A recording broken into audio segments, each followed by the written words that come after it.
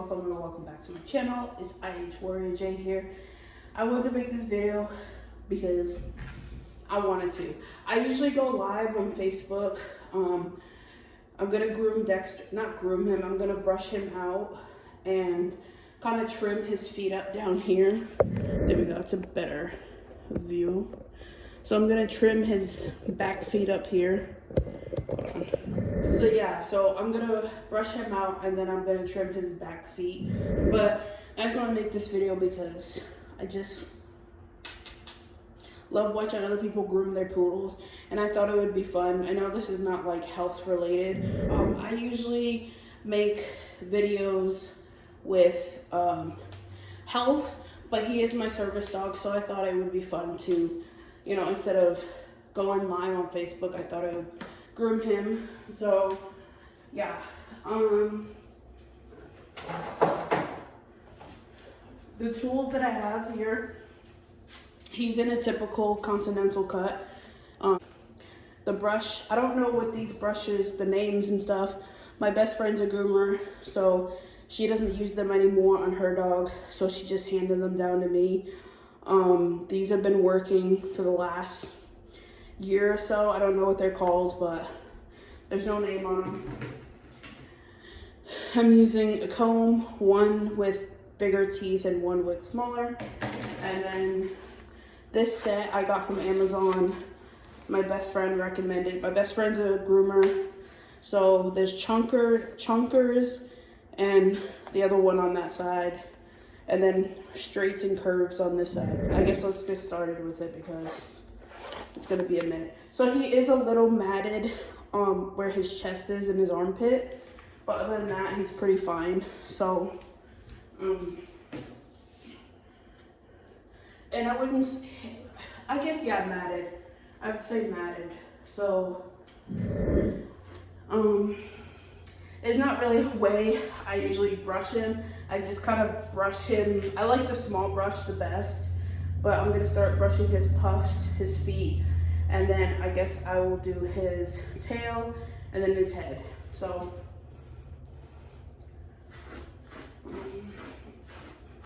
I've been brushing him out since he was a puppy. He's used to this. We're going to be changing his hairstyle up for the summertime. For the summertime, we're going to be changing his hairstyle up. I can't think of the name of the hairstyle, but my best friend is going to be doing it. So, and then I also want to try to dye him before Valentine's Day, but I have to get the products, like the bleach and stuff. So,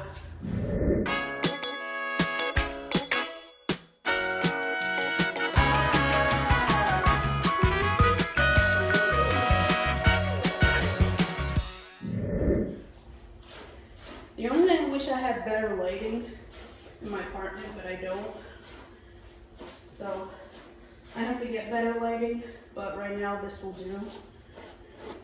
So, and yes, right now I'm just brushing the top, but then eventually I'll go through with the comb and make sure I get actually down to the skin. You looking at yourself from the, you're fucking handsome. And he needs a bath. He definitely needs a bath. He hasn't had a bath in about 3 weeks. I used to give him a bath. I used to give him a bath about once a week. And then I started doing every 2 weeks. And then I started doing every 2 weeks, every once a month again. So now I'm back to, at this point, whenever I feel like he's dirty, but I try to aim for every 3 to 4 weeks with him. Next. I feel like I bathe, I don't know. I'm not saying I don't want to bathe him less, but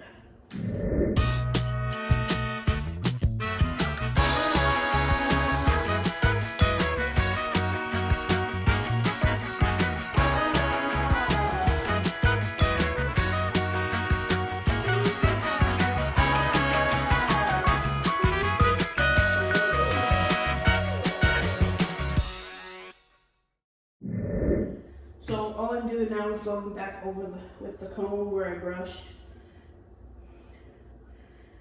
And just find spots.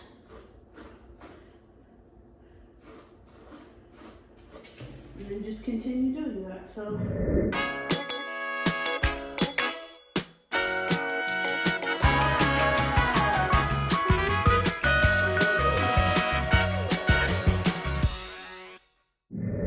He was at my mom's house, and my mom, where she lives, they have like these green little things that stick to his fur like crazy. So that's what he has a couple of those in his fur, like his what do you call them? His pom-poms, I guess. So that's what's sticking.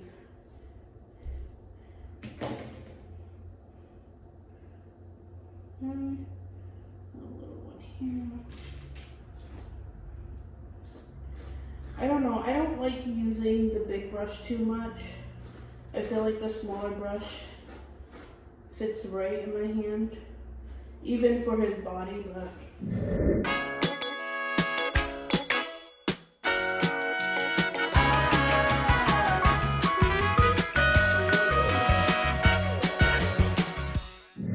So I guess in this video, I just thought of it now, I was gonna do another video like updating you guys about my health, because I don't know last time I did one of those videos. So I guess I'll kind of update you on everything. So I guess the biggest thing you guys come to my channel for is the pseudotumor cerebri.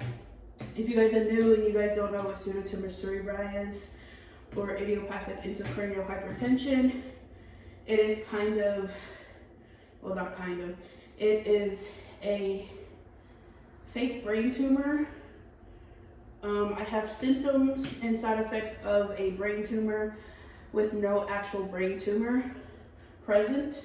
So my body produces extra cerebrospinal fluid. That's fluid that protects your spine and your brain. My body, for some unknown reason, doctors don't know why, my body produces too much of it.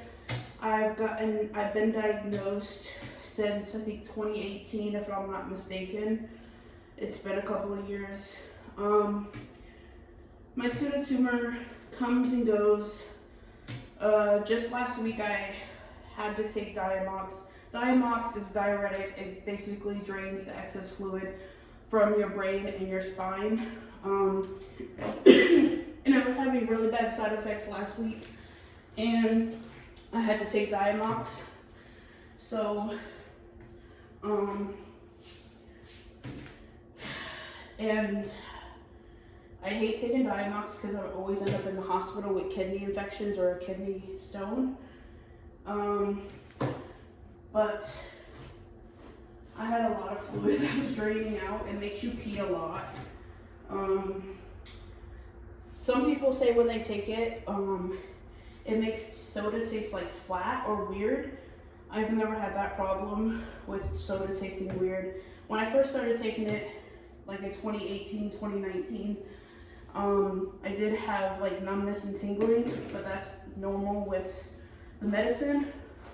But my pseudotumor has been up and down.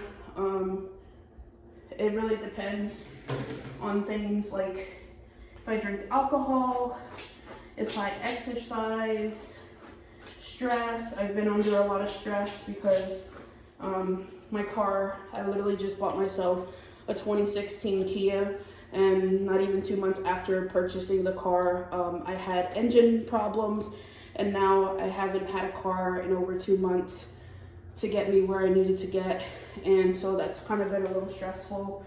Bills have been a little stressful, things like that. So stress really induces the pseudotumor symptoms, but it hasn't been as bad as when I first got diagnosed in the first 2 years, but it's still there. Pseudotumor is rare. It's non-curable, so there's no cure for it. So I'm gonna have it for the rest of my life. people do go in remission. I think I made a video about me going into remission for about 6 months, but the symptoms came right back. And then I was back on Diamox. I haven't made an appointment with a neurologist since I moved back to Florida from Connecticut because life has been just crazy. So, and I still have enough Diamox if I need to take a Diamox or anything like that for the symptoms. I do have that, but I do need to make an appointment because I like to go just to keep updated on everything. So the pseudotumor has been up and down, but let's see. My asthma has been doing pretty shitty, especially during the winter time. I thought it would get better, but I just got over a really bad virus and my asthma was affected. I was in the hospital, but I'm doing a lot better. My POTS, there's a little POTS, it's postural orthostatic tachycardia syndrome. It's basically a heart condition. It messes with your heart rate and your blood pressure. My POTS have been okay. Not the best. It's kind of like the pseudotumor. It's like whenever I exercise or stress, things like that. It's not as bad as everybody, like some other people's POTS, but my back issues. My back issues are back issuing, if you get what I'm saying. They are been crazy. I think everything's making it worse. Like moving, carrying heavy stuff, things like that. I want to see a spine doctor, but I haven't made it to any doctors, not even my PCP, since I've been back in Florida. So, but trying to see my iron. Oh my god! Okay, you got I know a lot of you guys love my iron videos, like the iron infusions and stuff. I've been getting a lot of questions and stuff like that. So my iron infusions, where have I been doing them still, things like that. You guys love my iron videos. So I still have anemia or low iron. And I haven't gone to, last time I got blood work done was back in Connecticut. That was probably summer of last year. My iron was, I can't remember the numbers, but my iron was pretty low, but it wasn't too low for me to get infusions yet. So, and I knew I was moving back to Florida. So I decided to wait to get iron infusions until I moved back to Florida. Now we're in 2024 and I've been having a lot of symptoms of needing an iron infusion soon. I was supposed to get blood work done back in November, but then I had an appointment with my PCP and then my car started messing up. And so I had to cancel that appointment with my PCP, and I haven't made another one yet because my car has literally been sitting at a mechanic for 2 months since the end of November, and we're in January. So my car should be fixed within the next 3 weeks, the mechanic says. So bit of a whine. So that's good. Once I get my car back, I'm able to go back to my doctors and start making my appointments, stuff like that. So my iron, I know you guys, I get a lot of videos, not videos, oh my god. I get a lot of questions about that and about the iron when I had the reaction and stuff. So I love those. Just the thing, I know you guys asked me like questions and I tell you guys I can't answer them because I'm not a doctor. I just am a patient that has anemia. So if you're having any questions about any of that, your health problems, please talk to your doctor about it. I am not a doctor. I don't have a degree in medicine or anything. So if you guys have any of those questions, I appreciate your comments, but I am not a doctor, so I don't know. I just know from my own self and my own doctors what my doctors tell me about my symptoms and my iron in my body. But yes, what else? I think that's pretty much it.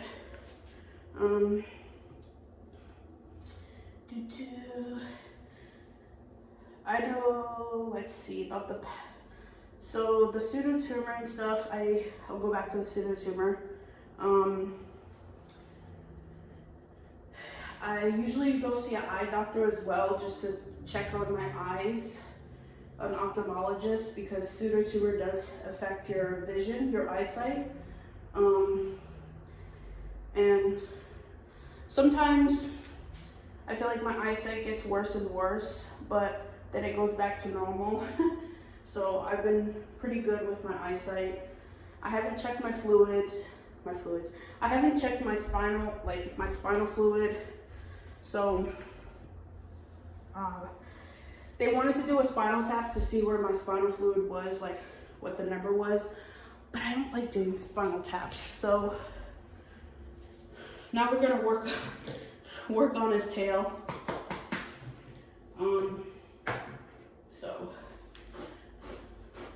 But yeah, I haven't gone to get a spinal tap because I hate those things. I've probably gotten 3 spinal taps in the last couple of years. I know some people get more spinal taps with the same condition, and my doctors recommend me getting a spinal tap every 6 months, but I'm not doing that. Hell no. Hell no. So I just see my doctors, try to take it easy, try to remember that my body is a work in progress. So yeah. Let's see. I could talk a little bit about Dexter. It's gonna be a long video, so I hope you guys watch it. If not, whatever. But talk about a little bit about my boy Dexter. Dexter is a 2-year-old. He just turned 2 years old. I know a lot of you guys love that video of his birthday. His birthday is actually December 1st, but I had other videos that I was posting on that day, so I didn't want to switch it up. So he just turned 2 years old, December 1st. Let's see. His training has been going amazing. I don't post his training because the community with service dogs are just like, well, any community, but definitely service dog community. So I don't want to put that. But his training has been going good. He is a fully trained service dog at this point. There's a couple of things that I would like to touch up on with him, but as my health changes, so does like him and what he needs to provide for me. So let's see, he's been a good boy. He loves working. The only thing we've been having a problem with is his gear shyness. He wears like his harnesses and his vests, like his capes and stuff like that. He's been pretty shy the past 6 months about that. But once he gets his vest on and his harness, whatever he's wearing that day,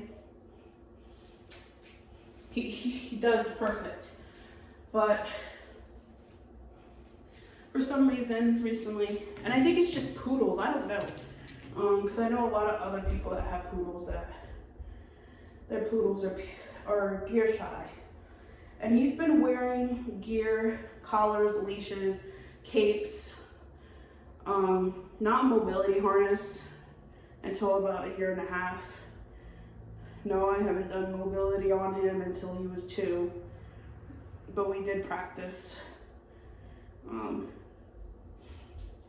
Because people are gonna put that in the comments as usual. But for some reason, when I pull his vest out, his harness, mobility harness, whatever it is, he gets really shy about it. But once it comes on, you guys can see in the videos, all those videos that I posted all before these videos, I just had in my phone that I just decided to put on. So, he's a good boy. So,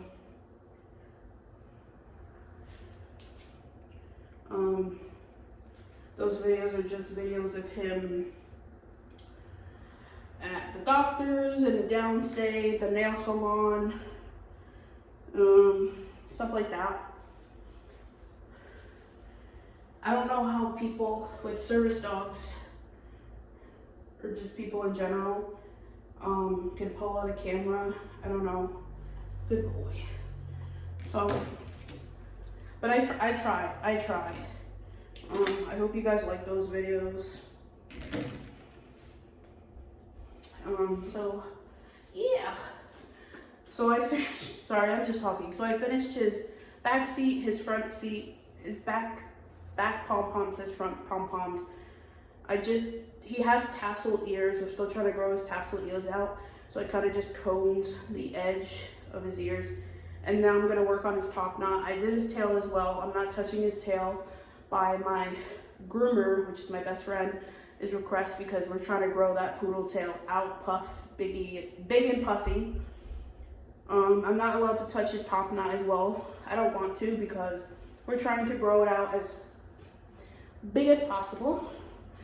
I can only touch his legs and his body. So, but I'm not cutting him at all today, besides trimming up his feet in the back and brushing him out, because he needs to be brushed out. So,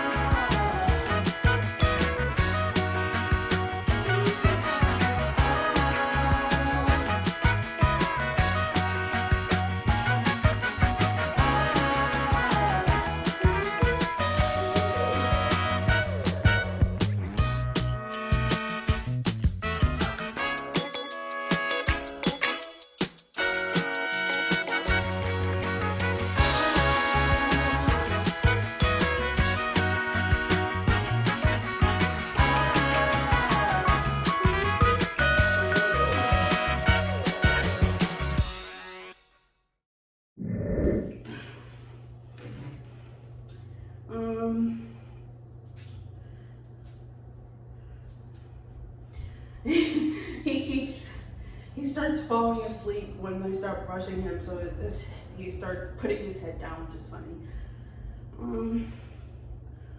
But yeah, definitely let me know, guys, what you guys want to see, but don't distract somebody's medical equipment.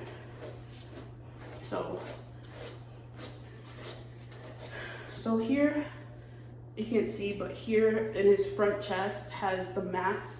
So I'm kind of just brushing over them. He's getting tired, so, but we gotta brush these mats out. But yeah, I have a lot of stories of people doing that. And Dexter has a solid leave it, so if I say, Dexter, leave it, I call his name and tell him leave it, his attention comes right back at me, or I tell him, Dexter, leave it, eyes, and he looks right back at me. But it's just don't do it. You know, when I'm out in public, especially with family too, just act like the dog is not there. I know he looks so cute, and I understand that, but you gotta realize He's a working dog. So just realize that and remember that next time, guys. These dogs are working dogs. They save our lives every day. They're not there for people's entertainment. The other thing I hate when I get is, does he ever get to be a dog? That's just so funny to me. Does my service dog get to be a normal dog? What do you think? Yeah. He gets to be a normal dog about 90% of the time. It's just that 10% that he actually has a job to do. And most dogs in America don't have any type of job. They're very lazy. They're not trained properly, and I can promise you that. Not even simple obedience on most dogs. My dog gets to be a normal dog. And I understand that, you know. You asked that question, but yes, my dog gets to be the normalest dog he gets to be. He works, he's a service dog 10% of the time he gets to be a normal dog, the other 90%. Okay, guys? And about 100% of the time, service dogs love their job. If our dogs didn't love their job, we wouldn't have them working. That's fine. And I promise you that. Our dogs will be normal dogs. Like myself, did research and time and patience to make sure I got the right dog, right temperament for service work. And sometimes you get the best dog thinking it's gonna be good for service work, and they're not. And you have to wash them early, and that's totally fine. But you just never know.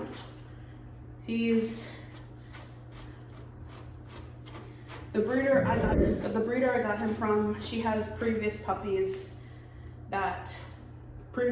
from previous litters that, okay, so I'm just going to finish him up. All I have left to do is brush the rest of this part out, and then I'll come back when I'm starting to trim his back feet up and stuff. Because my storage in my phone, I need more storage, and I don't want to pay for it with Apple, so yeah. I'm just going to brush this body out, this part out on the other side too, and then I'll start recording again when I'm trimming up his back feet. So I don't know.